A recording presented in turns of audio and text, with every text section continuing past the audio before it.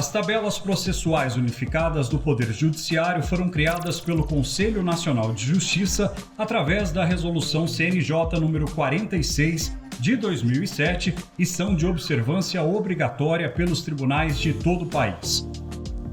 Por meio das tabelas, as classes, os assuntos e os movimentos processuais são padronizados para todo o Brasil, tornando mensurável e comparável os indicadores e estatísticas, contribuindo assim para uma melhor gestão do Poder Judiciário. As 3 tabelas estão disponibilizadas na íntegra para consulta pública no Sistema de Gestão de Tabelas Processuais Unificadas, o SGT. Existem 3 tabelas processuais unificadas para o Poder Judiciário. A tabela de classes, usada na classificação de procedimento judicial adequado ao pedido. A tabela de assuntos, utilizada para padronizar nacionalmente o cadastramento das matérias ou temas discutidos nos processos. E a tabela de movimentação processual, usada para o registro dos procedimentos e das rotinas dos atos processuais que impulsionam o processo. No SGT, é possível também consultar o Manual de Tabelas Processuais Unificadas. No manual são apresentadas a estrutura, orientações e regras de utilização de cada uma das tabelas processuais unificadas. Vale observar nas orientações de utilização que é dever das unidades judiciais conferir as classes e assuntos e, se for necessário, corrigi-los, ainda que a classe e assunto tenham sido preenchidos inicialmente pela parte ou advogado. Tabela de classes. Para fins de organização, as tabelas processuais estão estruturadas em níveis hierárquicos. No caso das classes, no nível 1, encontram-se 8 categorias. Como cada categoria contém subdivisões, elas são chamadas de classes pai ou de classes pasta, pois são classes que agrupam classes mais específicas. Note que pode haver classes pai ou pasta, uma dentro da outra, organizadas hierarquicamente. Quando se chega na classe mais específica, tem a classe filho ou a classe folha. Esse último nível, ou seja, o nível mais específico, é o que deve ser utilizado para a classificação dos processos. O CNJ não aceita a utilização de classes pasta. Observe ainda que cada classe processual tem um código numérico único, que é um identificador, assim como uma nomenclatura da classe. Ao selecionar a classe folha, o SGT mostra no detalhamento ao lado se tal classe pode ser utilizada na Justiça Estadual e em qual grau de jurisdição. Por isso, no sistema ProJude, somente será possível a utilização das classes assinaladas como aplicáveis ao grau de jurisdição em que o processo está tramitando. Mais abaixo é possível verificar também a norma em que a classe selecionada se baseia e o glossário dessa classe. Tabela de assuntos. A tabela unificada de assuntos também está estruturada em níveis, de modo que quanto maior o nível, mais especificado está o assunto. Isso é, no nível 1 tem-se os assuntos pasta, mais genéricos. No último nível de cada ramificação tem o assunto folha, que é o mais específico. Conforme o manual das tabelas, o CNJ aceita a utilização de assuntos de nível 2, desde que esse assunto seja um assunto folha e não pasta. Isso é, desde que não tenha outro assunto mais específico dentro da ramificação a ser utilizada. Para assuntos de nível 3 ou maior, pode-se utilizar assunto pasta desde que não haja assunto folha que se adeque ao processo. Por exemplo, o código 7664 de solução destacado na imagem é um código de assunto pasta de 4º nível. Isso porque possui 3 antecessores. São eles 899 Direito Civil, 5626 Família e 5808 Casamento.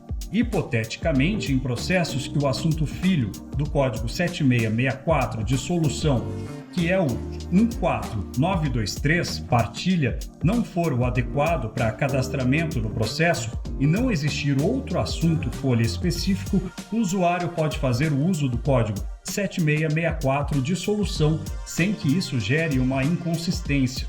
Mas lembre-se de que a preferência será sempre do assunto mais específico.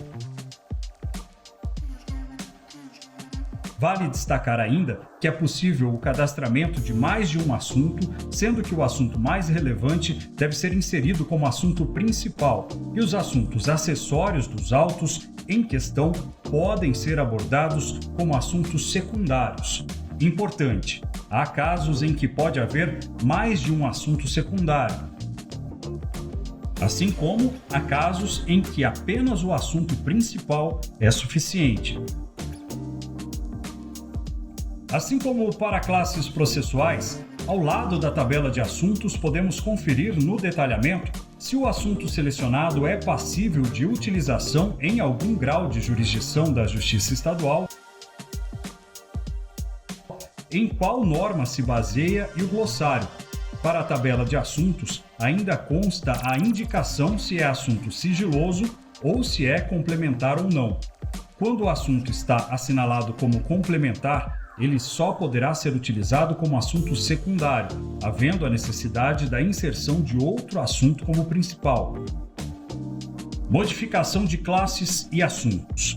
Quando a unidade se deparar com um processo judicial classificado incorretamente, o que fazer?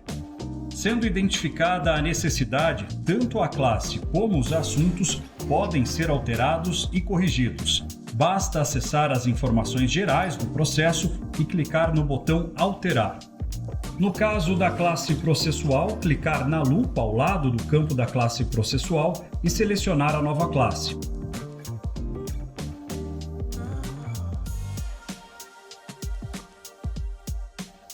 Na sequência, deve-se informar se o motivo da alteração é uma retificação, porque a classe anterior estava incorreta, ou se é uma evolução natural da classe, como ocorre, por exemplo, em processos que passam da fase de conhecimento para a fase de execução e em processos de inquérito policial que viram ação penal. Já a alteração de assuntos ocorre de maneira similar, mas sem a necessidade de informar o motivo da alteração. É importante notar que, além de alterar os assuntos já cadastrados, é possível também incluir assuntos complementares.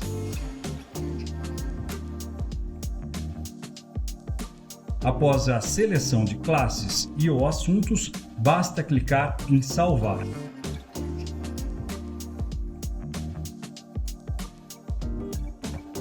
Tabela de movimentos. A tabela unificada de movimentos também está estruturada em níveis. Seguindo a determinação constante do Manual das Tabelas, os movimentos a serem lançados nos processos são os mais especificados da tabela.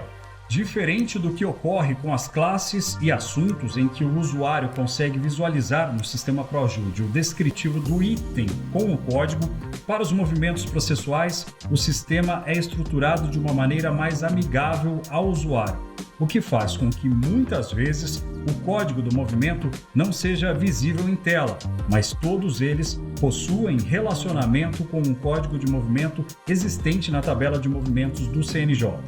Por exemplo, ao se fazer o lançamento de uma audiência de conciliação, o usuário visualiza esta tabela.